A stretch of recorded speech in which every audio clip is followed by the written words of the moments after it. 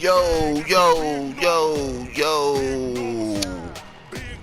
You know who it is. Your boy Dre burning blinds. And this episode is going to be a little bit different from our other Madden 20 episodes. Let me go ahead and hit this blunt. Yeah.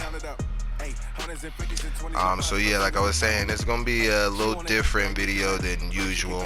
Usually I play a full game for the Madden episodes, but this time around I'm actually gonna just show you stats from the game that I have played, simply because I thought I was recording it, but apparently only the first and second quarter, or part of the second quarter, ended up getting recorded. So I'm just going to show you guys the stats to all the players, as well as the official box score stats.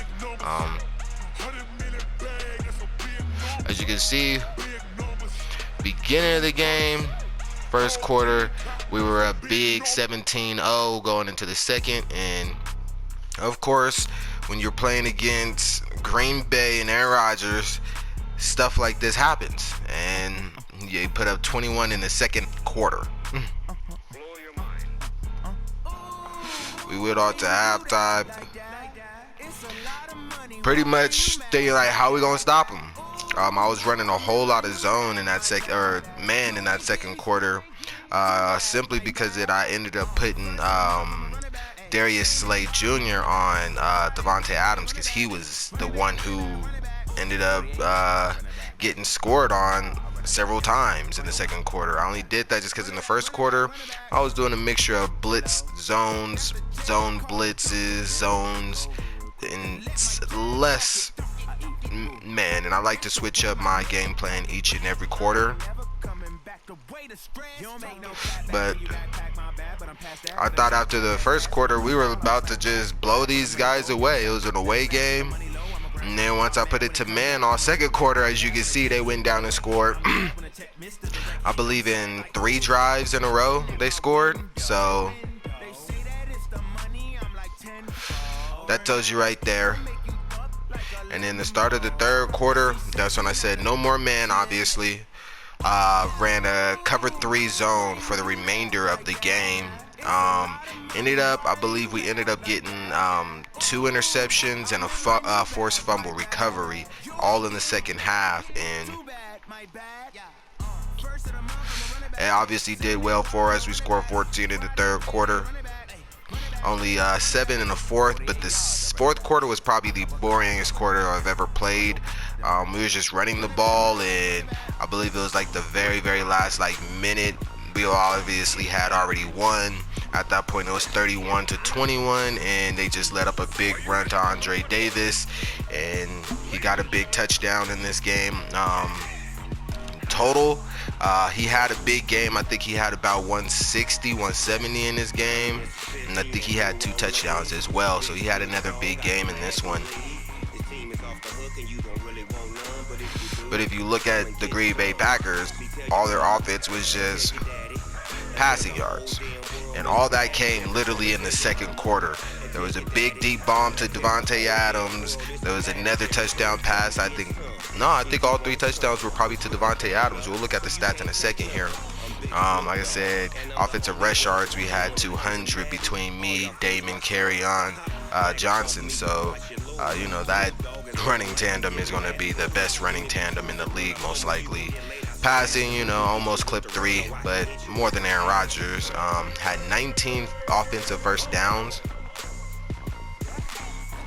The return yards speak for themselves. We brought in Matt Bryant from the free agency wire, and he's been doing swell. And you see total yards game, 650 to 301. It's a 350 yard difference. Of course, it's going to be a big win. They turned the ball over 3 times. We turned it over once. We converted on third down 4 times. They converted only 2 times on third down. No one did 4th down conversions or 2-point conversions. But as you see, they were throwing big bombs, getting into the red zone and getting scores in the red zone. They were 100%. Offensive touchdowns, they had 2 of them. We had 3 eventually, and then a field goal, of course. Penalty yards and time of possession is obviously the biggest factor as to why we won this. It's because that second half adjustment, we just ran the ball. The first 2 quarters is where we got most of that 79 yards of passing was mostly in the first half. Second half, we came in and we just said we're just going to stick to running the ball. We're in Green Bay. It's a division game. We need a win. We needed to neutralize Aaron Rodgers, and the best way we did that is just running cover 3 zone. With a lot of different mixed blitzes, outside blitzes, first down, inside blitzes, second down with just the middle linebacker Elijah Ransom, and then third down, stick to our guns, play base zone cover 3, and it seemed to work, and we shut them down the whole second half. Most of that type of possession ended up happening in that second quarter, where they had 2 possessions of like 2.5 minutes long each. So that's where their production came from, obviously, because that's the only quarters that they scored in. So now going on to their actual player stats. As you can see, Damon didn't do much in the game. No touchdowns, 1 interception, and 1 sack. It was 17 of 25. He had a better QB rating, of course, than Aaron Rodgers. Because they look at Aaron Rodgers' stats. Aaron Rodgers, he threw 3 touchdowns, but had 3 interceptions, and that 3 interceptions were all in the third and fourth quarter, so the second half of the game. All 3 of those touchdowns ended up coming in that first half. So it was 2 sides of the story. At the end of half, it was 3 touchdowns, 0 interceptions. In the game, 3 touchdowns, 3 interceptions. Just great defensive stats. The 63-yard pass is what I was talking about to Devantae Adams. He caught us in man, burnt Darius Slay Jr.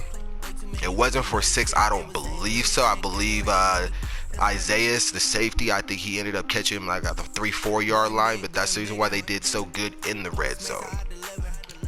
Then we go on to the rushing. As you can see, Andre Davis had a tremendous day on the ground. Only 18 carries. I think anything 20 plus is a heavy load. Anything between 15 to 20 is an average load for an NFL running back. Anything lower than 15, you're just not included into the offense as much. Almost 100 and 200 yards with 160. That yards per carry is extreme, man. Extreme. And then you got the 2 touchdowns right there. No fumbles. 44-yard run. Like I said, that was a 44-yard touchdown, I believe, at the end of the game, when they just was playing blitz and got caught in the wrong hole.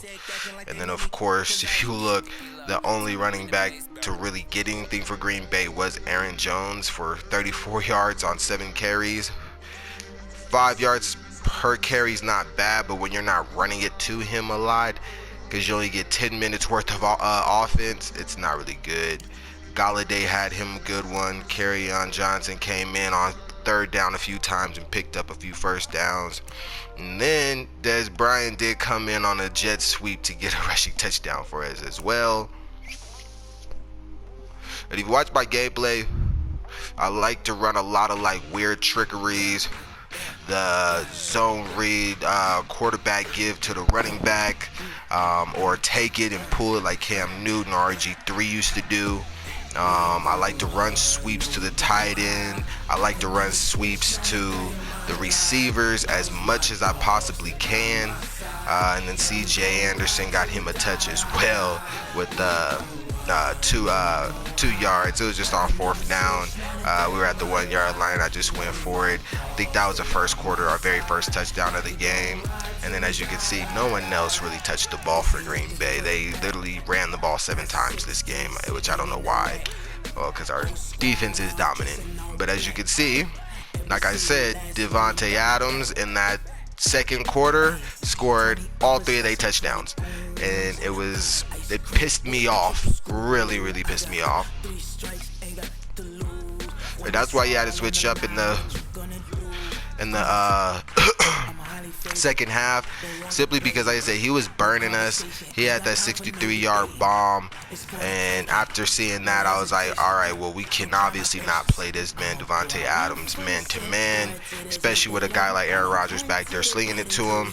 We played that zone 3. Every time he was on the outside, whatever side it was on, I had one safety cover over the top, and then I had the corner follow him over the top with a linebacker staying in the middle zone for a slant.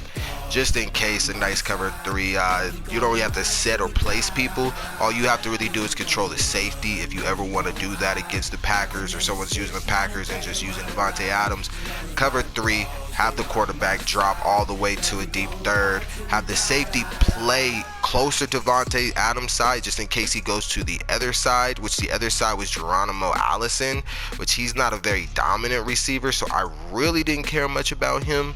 And then just have your weak side, or whatever side Devantae Adams linebacker is, just stay in that little upcut yellow zone, just so that if they do throw a slant to him, because he can catch it and make plays on the ground as well. He literally carried the team. And then for us, of course, Andre Davis, like I said, he got player of the week this week, and almost 160 yards on the ground with 2 touchdowns, and then 8 receptions and 113 yards in the receiving game. That's very tremendous for a running back to do. He had almost 300 total yards offense. Is really nice for a running back at 5'10", 190 to do. I know Terry Cohen is pretty close to that. Matt Forte used to do a little bit of that, and David Johnson for the Cardinals. But mostly it's a little spread. I know Christian McCaffrey, he can do that on a regular, but I believe he's better in the passing game, and then he is actually on get the ball, hand off to me, and let me pound out the yards. Kenny Galladay, in this week, he actually came to me before the game and said that he wanted a bigger role in our offense and wanted to be important, and I said I'll include him in our game plan. I tried, but he did 5 receptions at 111 yards, averaging 22 yards per catch. It's really good if you think about it. If you can do that for 6-7 times half of the season, you were probably 1,000-yard receiver that year. After the game, he came to me and said that he was very upset that we didn't include him in the offense. And I looked at the stats and I was like, all right, so maybe if he had like 8 receptions like Andre Davis in 111, he would have been a little bit more happy. Or maybe if he had 6 receptions, 120 yards with a touchdown, it would have been like better, like an 8-yard little touchdown added to it, or 9 I should say, plus the 111, that's 120 with a touchdown, 6 receptions. He would probably feel like he had a chance at player of the week, but it wouldn't have been him if Devantae Adams would have got it. But Devantae Adams didn't get player of the week because Andre Davis had 300 total offensive yards. Marvin Jones Jr. had to have him step back from being the main guy this week. He has, I think, the most touchdowns in the league right now, but like the 30th most receptions, and yards isn't really peaked up there. Like I said, Geronimo Allison was the other guy doing stuff for him. Illinois guy, shout out to you, Chi-Town finest. Like I said, he didn't have a bad game. He did catch some solid passes for them in the third quarter where they almost scored, but it wasn't too much that he did. And as you see, Jimmy Graham was locked up because I kept Elijah Ransom spying on him all game long. Every time he went up for a catch, Elijah Ransom was right there to stop him.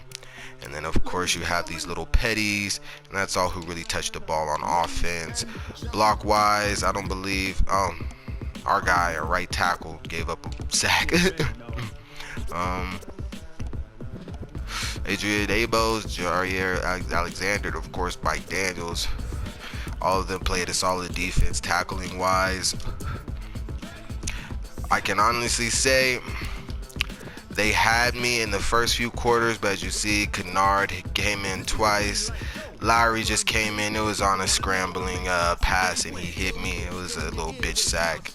And then the interceptions, of course. Darnell Savage got Damon on one, but Melvin, Elijah, they try to get it to Jimmy on a little like cross field fly, and Elijah was right there to pick it off. He didn't get any yards because, as you can see, he was literally caught right there. And then Tavon Wilson Sr. is actually becoming a solid safety for us. I've been using him mostly. He plays down as like a sub linebacker a lot and covered 3 situations because that's what's mostly I run. Rashad Melvin, we have him out at our sub corner just because this bed right here.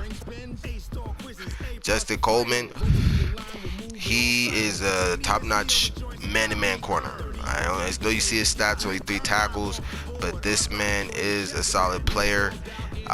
He's been playing second-string corner for us this whole season, and he's a solid tackler for sure.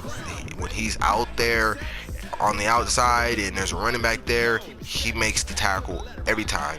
I've seen him juked out by some good running backs like Saquon and Melvin Gordon, but that's only the really 2 I could say that I remember him missing tackles on. Otherwise, he's a solid second string corner. If Melvin wasn't there, Rashad Melvin, if he wasn't there, he'd probably be our second string corner for sure. Rashad Melvin, he's more of a zone / man-to-man type player, so that's the reason why I keep him at the sub, just because his sub corner fits him a lot better than any other position, I believe. I had him at corner for the first week. He did solid, but having Coleman down in the sub corner, anytime we were in zone, the dude always had a better position on him. So I just put Rashawn Melvin there because he's 6'2", and 6'2" compared to 5'11", 190. He's just as big as my running back, and my running back's not big. So having a guy like Melvin in the sub corner, he can get 5 solo tackles that easy and get a pick. So it just made more sense to me. And then when we talk about fumbles, this game is designed off fumbles. Oh, we didn't fumble anything this game. That's shocking. But Tavon Wilson Sr., that's the guy I play on. And I got him a pick 6. I was very, very surprised because he was going to, I think it was Trent Taylor on like an out, and I had the little pink sky hook zone, and I was up there, and I just was looking like, oh, he might pass it to him. So I started running down another Illinois guy. Shout out to Chicago's finest. One more time, fuck you talking about. But Tavon Wilson, he had that pick 6 for the house, and I think that was in the 3rd quarter when we got up to 17. Kick return, nothing special. Like I said, Isaiah is the best, the best best returner in the league that can't score. He either gets caught or just the angles is all wrong. But also I wanted to say Damon reached his superstar, or no, I think I gave all 4 of the creative players X Factor potential, and because at the Lions they only had 2 superstars. They had Damian Snack Harris on the defensive line, and he definitely shows out from time to time, but I have yet to activate his X Factor, or well, he's a superstar, and I have yet to like get him to the point to where you can upgrade him to an X Factor. Darius Slay, same thing with him. He's superstars are always active, but I have yet to even get him to have the opportunity to move up, because throughout the season, if they start playing to a X Factor level, you can unlock an X Factor for them. but he drops a lot of picks and is not a great tackler.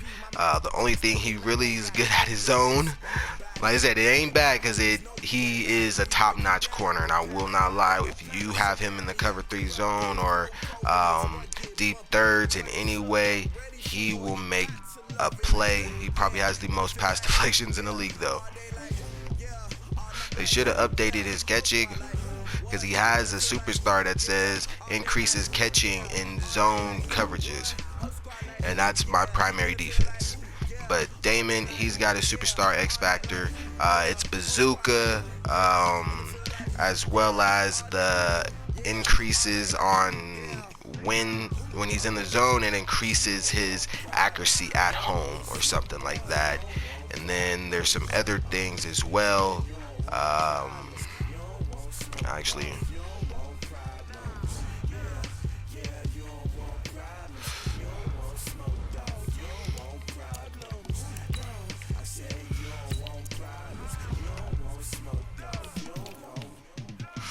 so yeah, he got the bazooka.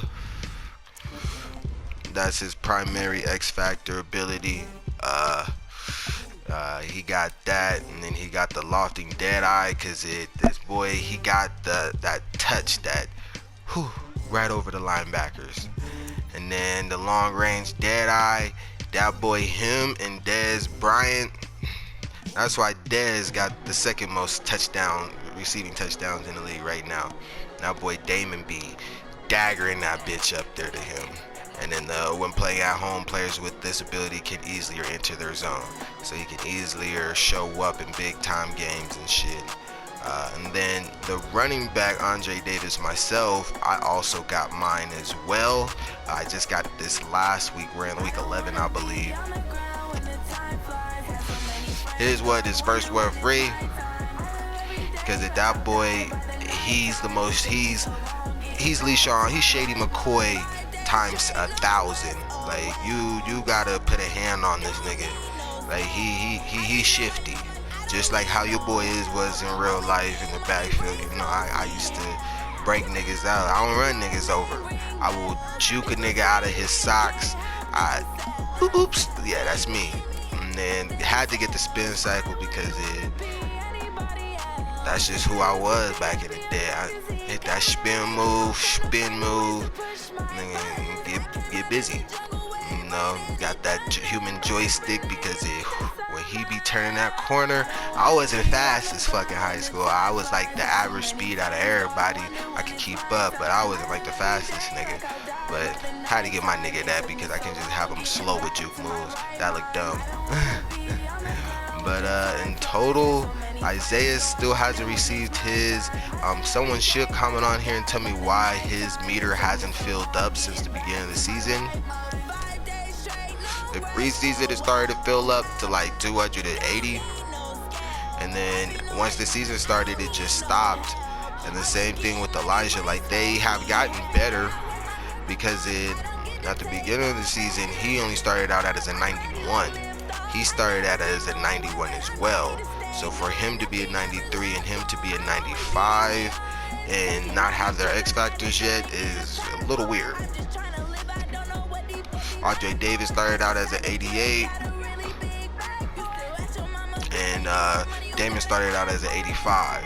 So 3 and then 2, and then Elijah got 2, and then Isaiah's got 3. So, or 4. I think that's mostly because he gets a lot of XP because like I said, he's the best kick returner in the game, in the league, with no touchdowns. Like, I've seen him get all the way down to the 10-yard line and get caught like 3 times. Like, or he'll catch it in the I'll let him catch it in the end zone, and he'll run it all the way down to the 20-yard line. Like, come on, dudes, you got to get it in there. But it's weird because offensively, Andre and Damon's morale is 80 plus. Isaiah's is only a 68. Elijah's is only a 93. And the fact that Andre's is a 99 and He makes the least amount of money out of all of them. Or actually, Elijah does. By like $1 million. Barely. But that's all I was showing for this one. Like I said, the Packers game for some reason didn't show up. It was a good game. First half, definitely. Second half was just me working these niggas. Aaron Rodgers started throwing picks. They couldn't run the ball. He kept passing it, incomplete, give us the ball back, and Andre Davis just ran ravish on them. But stay tuned, please like and subscribe. Like, subscribe. Tell everybody about me. I want to come up. I got a shitty setup, I know. You probably not even hear me very clear because the music's so loud. But I'm gonna start correcting things, figuring shit out. I do work a full-time job where I'm working 55 hours a week. So, hey, if you fuck with me, I will subscribe right back to you. Just hit me with the button and I'll bail you right back. But that's all for me. Stay tuned to the next one. I believe we're playing the Vikings next game. Definitely go watch, like that one, comment on that one, and I'll see y'all next time. Dre burning out.